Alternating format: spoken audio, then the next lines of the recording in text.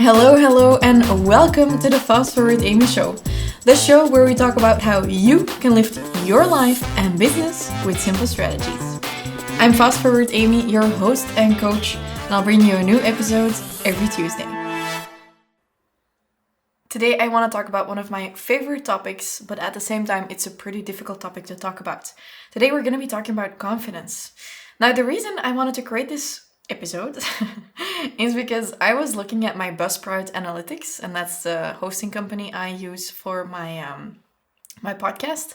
And I saw that the second episode, which is all about confidence and my 5 pillars of confidence, got the most downloads out of all of the episodes. So if you haven't listened to episode 2, definitely go and check that out. But today I want to welcome you to episode 51. That means everything we're going to be talking about today, and I promise you it's gold, can be found over at fastforwardamy.com/51 as well. And I'm going to be talking about my confidence manifest today, combined with some tips to get you started before you're ready. I know that a lot of people talk about, I want to do something, but I don't feel ready. I want to do something, but I feel criticized by my environment. I want to do something, but I want it to be perfect before I get started. And today, we're going to crush all of that. And I'm going to talk about new things and combine it with the Confidence Manifest. So if you want that manifest, I've prepared it in Dutch and in English for you. And you can go to fastforwardamy.com/Confidence Manifesto. Maybe it's manifesto in English too. I don't know. Either way, I linked it up in the description of this episode. So go ahead and download that. And then we're going to get started. I guess you can imagine that today is going to be an episode that is a little different than normal. Sometimes I have episodes where I just blab for 30 minutes. Sometimes I have interviews. Sometimes they're really step-by-step episodes.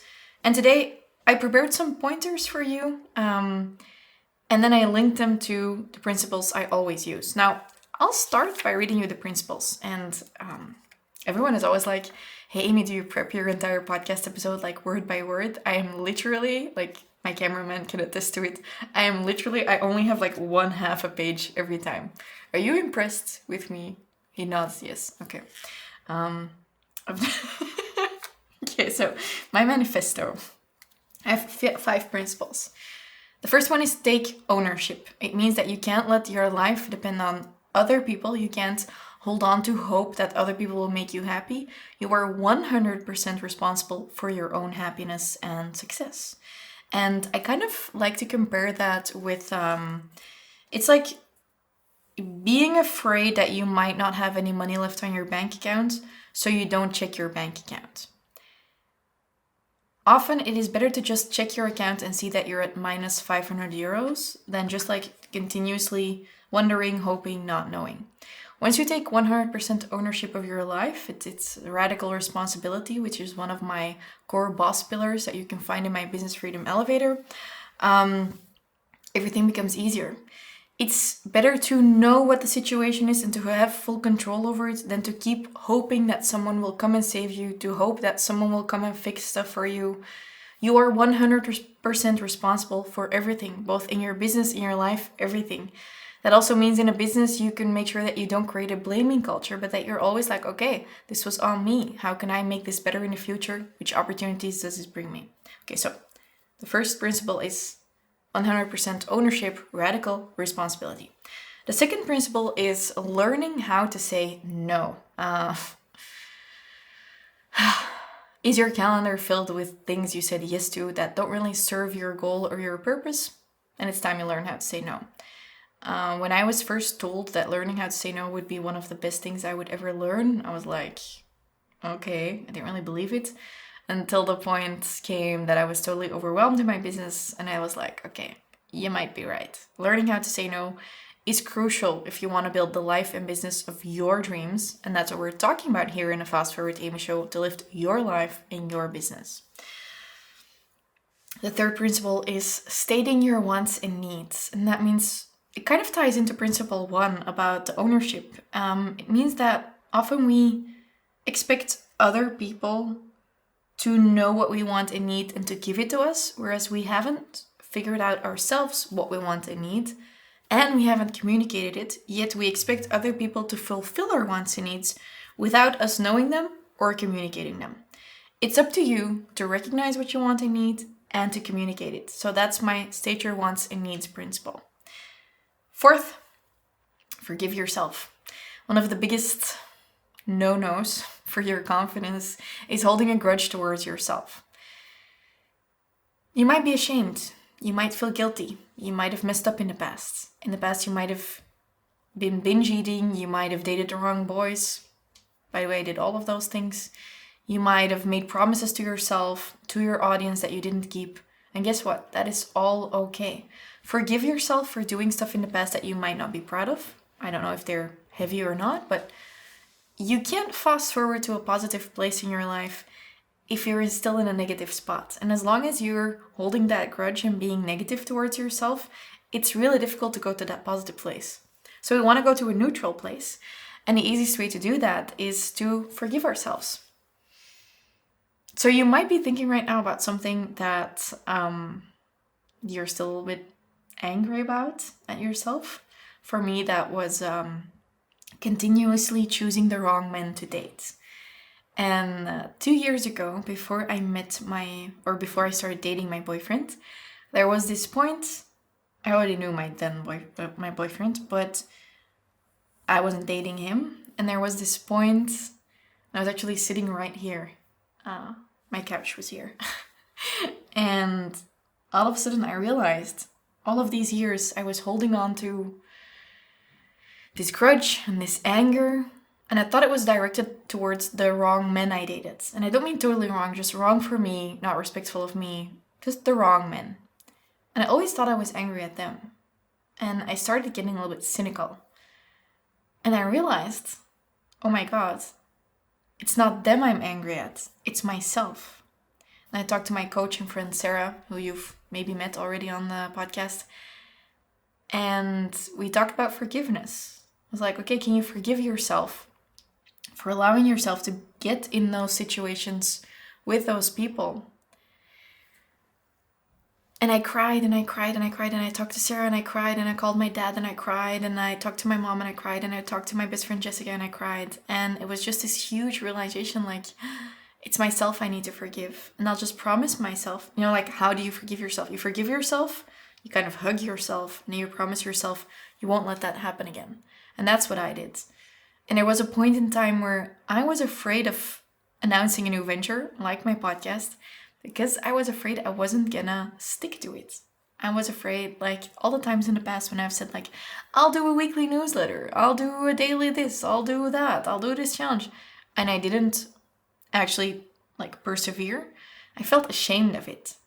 And it was time to let go. And it was time to be like, yes, I will say yes to new ventures, even if I'm not feeling ready.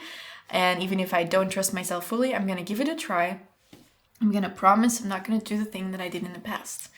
So please forgive yourself if there's stuff you're holding on to that you're angry at with yourself, because nothing positive can come from that negative. We need to get to neutral, okay? And the fifth principle is you can't pour from an empty cup. And if you follow me on Instagram, you can find me as @FastForwardAmy, by the way.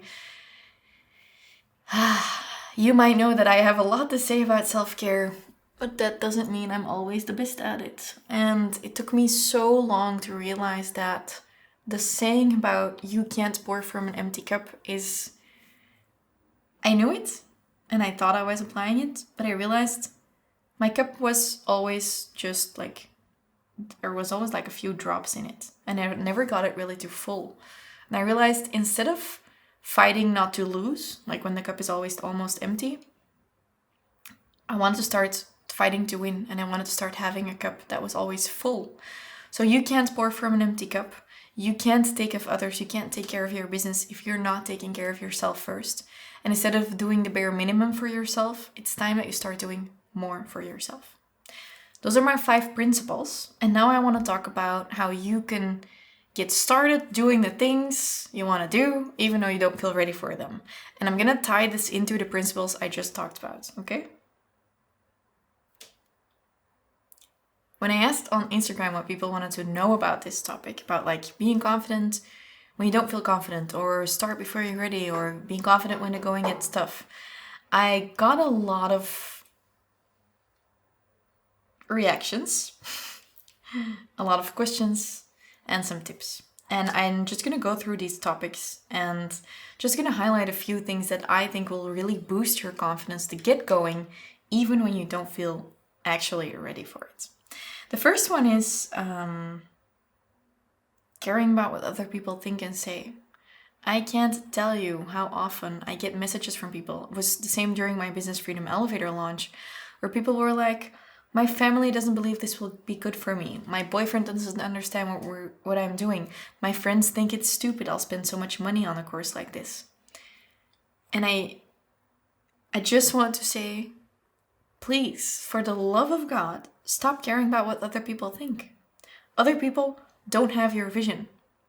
The most successful people in the world didn't get to where they are today because other people believed in them. They got there despite other people not believing in them. The biggest steps I've taken in my life and my business have been steps where no one really got what I was doing or was supportive of it. My podcast, no one really got how I was able or gonna be able to make money from it. When I created my infographics and my posts that got me like thousands of followers on Instagram, everyone thought they were ugly. And I don't mean everyone, because I do have a supportive environment, but for every supportive person, there were at least 10 people not supporting it, not cheering for it, criticizing it, talking behind my back. And you just can't let your success depend on what other people think.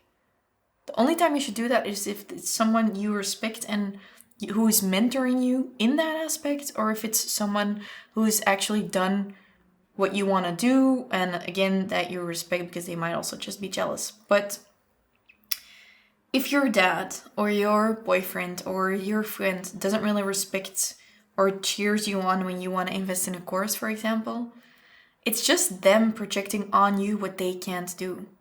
None of what other people are saying has anything to do with you. I'm gonna repeat that. Nothing anyone says, most of the time, has anything to do with you. And this ties into the confidence pillars I was talking about. This ties into the first one, the first principle, taking 100% ownership, radical responsibility. And the other one, that is stating your wants and needs.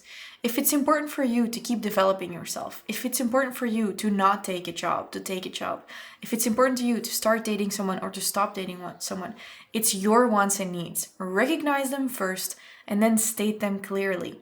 If your environment doesn't support you, don't let them walk over you. What happens is you want to do something and someone else will tell you, I want to do that. And most of us, and I know I come across as being really assertive, but I haven't always been. And I'm not as assertive in every area of my life, actually, working on that. Often when someone expresses an opinion towards me in my personal life, for example, I will actually not disagree with them. I'll be like, oh, yeah, okay. And recently I was like, why do I do that? Why do I not say like, oh, I disagree? It's totally fine to say, I disagree. It doesn't mean you have to go into a discussion or whatever. But you can totally tell someone like, hey, this is why this is important to me, recognizing the need, and then like, so I'm going to do it. I would totally love it if you could support me in that.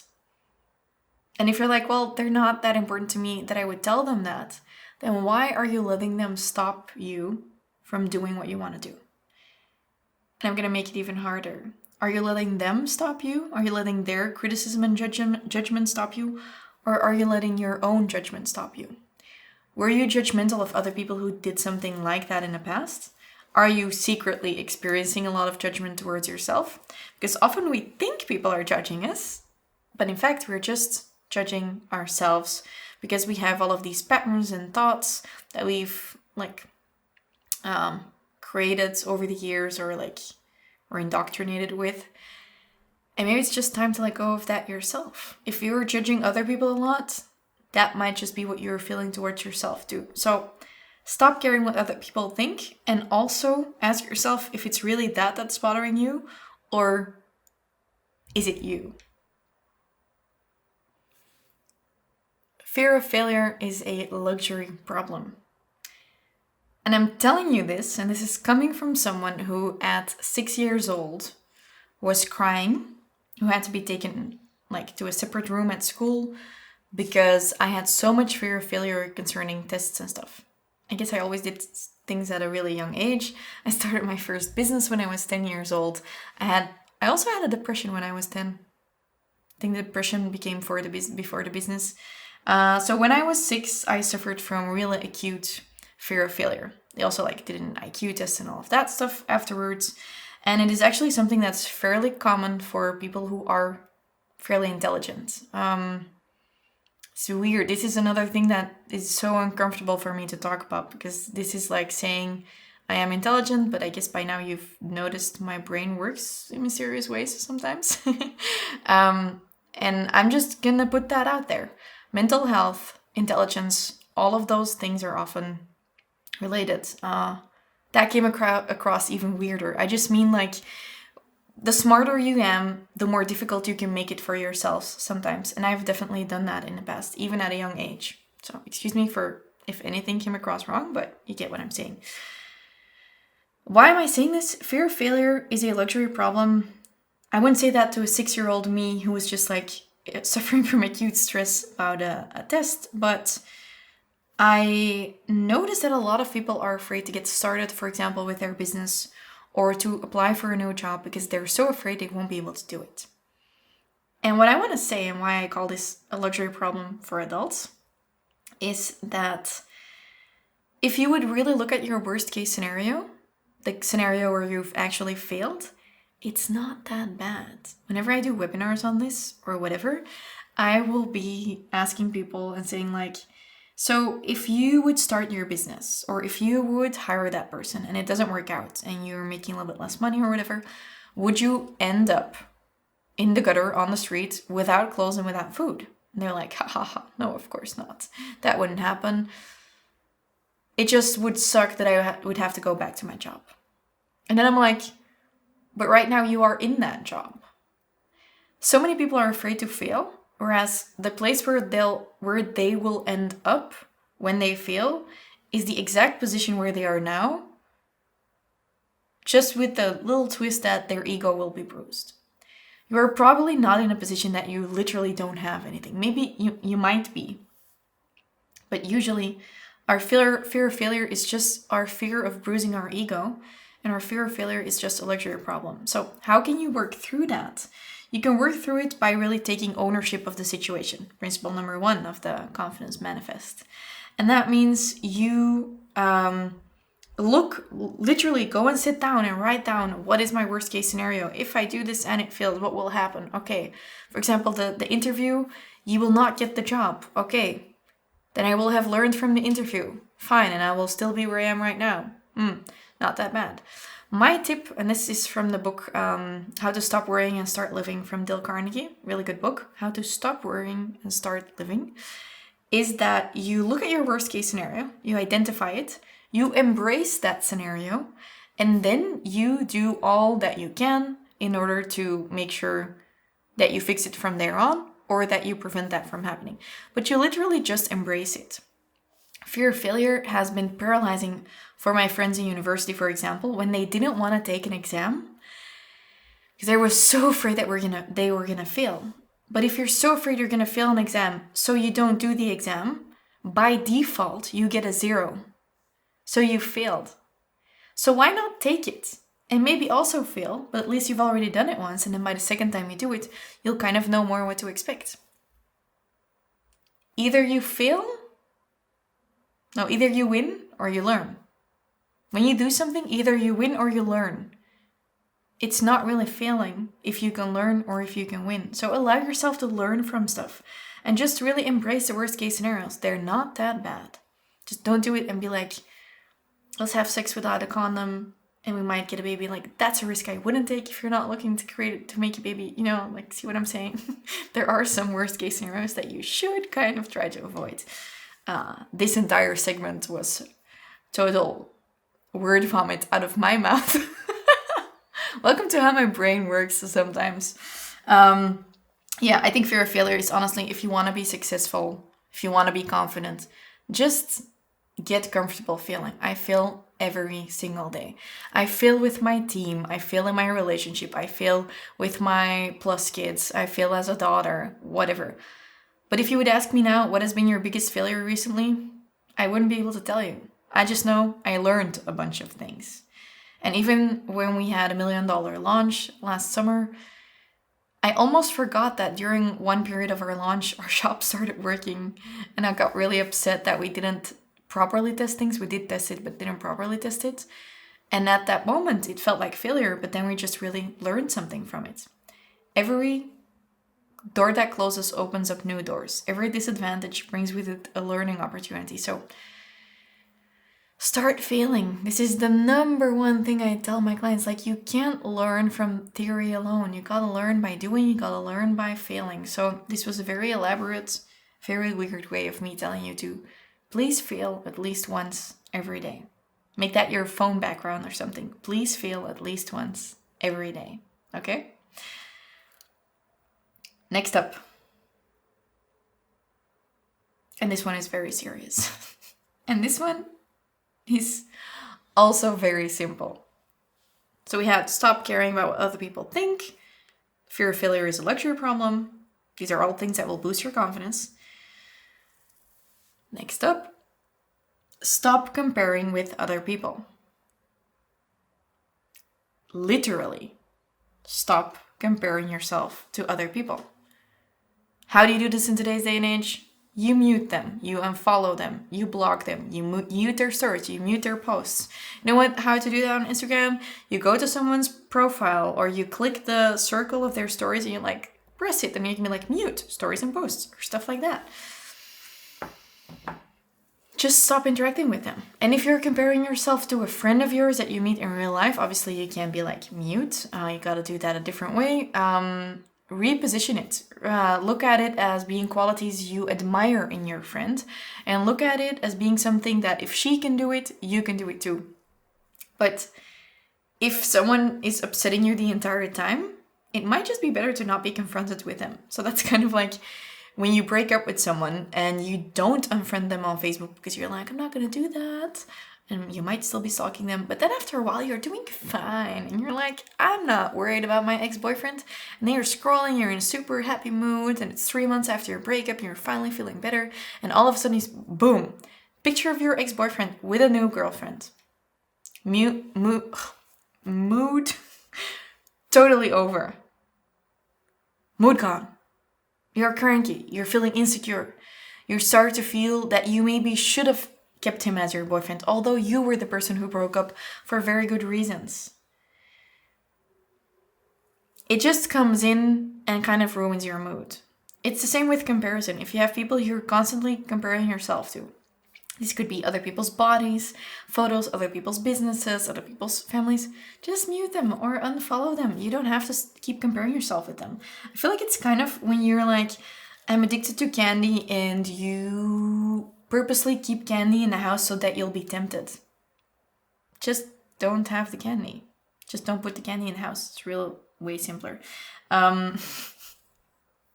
It's just so simple. You can just stop doing it. And I really hope that you get out your phone right now and you're like, you might even mute me, would rather you not. But okay, if I am someone who intimidates you or who makes you feel insecure, best to mute me. I do have to add, I'm also a really fun person. Please don't mute me. There's a penguin standing right in front of me, in front of the camera. You can't see it. I'm gonna show you. It's gonna ruin the setting. This is the penguin. Can you see it? It's my buddy when filming. See? Now you like me again.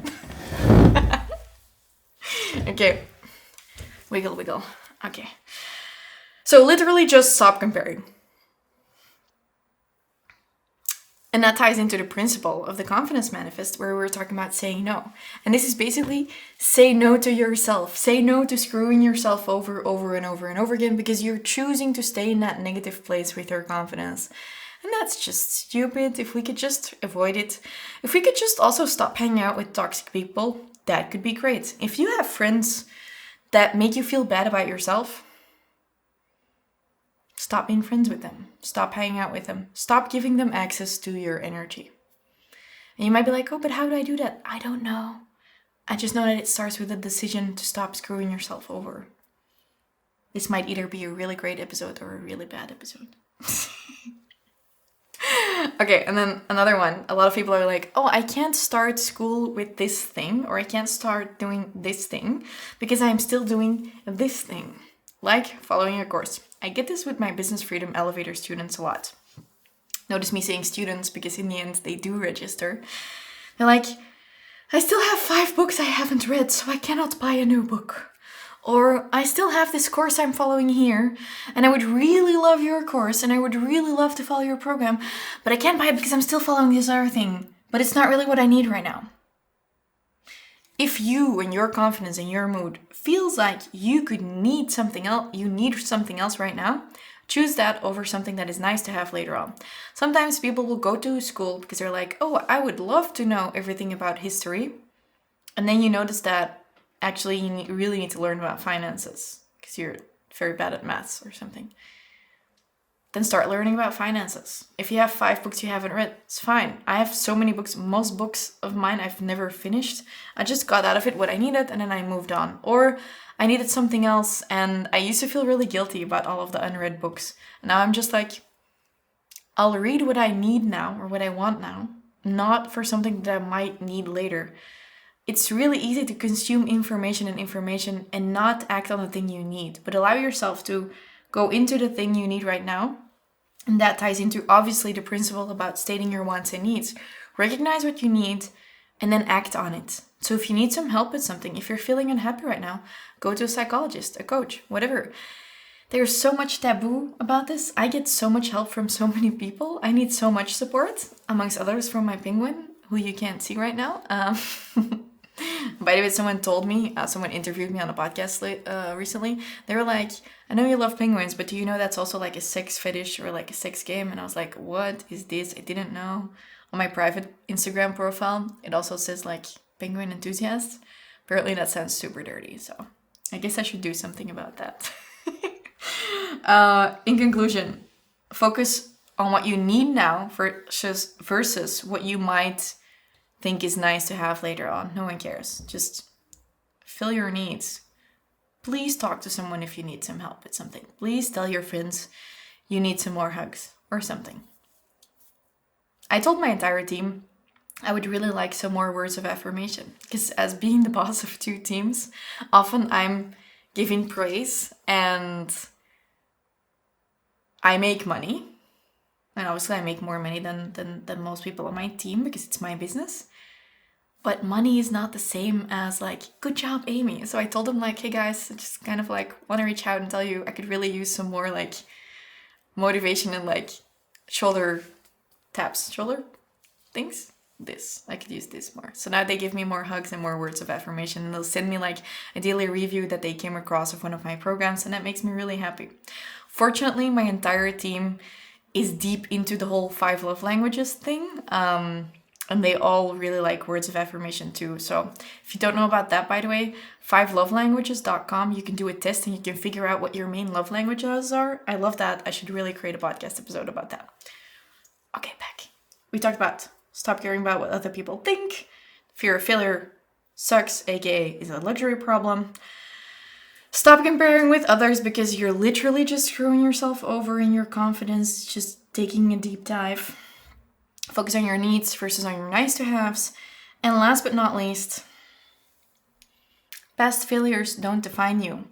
And this is kind of what I said earlier already, but forgive yourself. I said it in the intro when I was talking about the principles, but if you failed in the past, it doesn't mean that you're going to fail now. You're always allowed to try again. You're always allowed to do it again, try it again, try something new, try something different. You might try 3 degrees that don't suit you and the 4th one might be it. You might get married 3 times and the 4th time might be it. Your past failures say jack shit about you, okay? The most successful people in the world have failed 1,000 times over and over and over. I know in the States often they only give out loans to people who have gone bankrupt at least 3 times because they're like, hey, now you've learned what not to do. Your past failures don't define you. You can learn a lot from them. So if you're still struggling with those past failures, like I said before, it can be a real confidence cock block. Forgive yourself, okay? Hug yourself, promise yourself you won't do it again, and try again. Fail again, try again, fail again, try again. Repeat. Okay. Do you feel like you want some help getting more ready to do the things you're not feeling ready for? I know this is one of the biggest objections to people who want to join my Business Freedom Elevator program. And I want to tell you, it is not always action that follows mindsets. Often you need to take action first and the mindset follows. A lot of people think if I join a program, I can't join a program because I'm not ready for it. You'll never really be ready for it. I didn't feel ready to buy a house. I got a beautiful house. I didn't feel ready to start dating. I got an amazing boyfriend. I didn't feel ready to hire my first team members. Now I have $1 billion business. I mean, $1 million business. If your mindset is not being crafted, then your mindset will just follow your actions. So start taking the actions like the person you want to be. So just do the things and the confidence will follow. The being ready will follow, or it will never really be there, but at least you're doing it. I really want to welcome you to my Business Freedom Elevator if you aren't in it yet.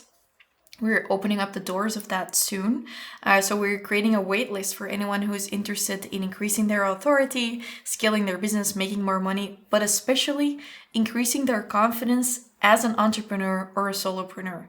This is a program that will really boost your confidence like no other program. It's kind of like a side effect of when you follow one of my programs, you will just turn into a way more confident version of yourself. It's my special sauce, not in a dirty way. So if you want to join that, we're opening the pre-order doors on December 2nd. So go to FastForwardAmy.com/elevator to register for that wait list. So FastForwardAmy.com/elevator for the wait list. And if you join the pre-order before we actually start the program, you will get a €500 discount. Okay. This was episode 51. That means you can find everything on the website through the podcast tab. And if you want to know more about those 5 pillars I talked about, go to FastForwardAmy.com/Confidence Manifesto, or just click the link in the description and download the guide either in Dutch or in English. Thank you for listening, and talk to you again next week, Tuesday, with a new episode on, I think it's all about how to grow your Instagram following, or at least how I did it, okay? Have a happy day.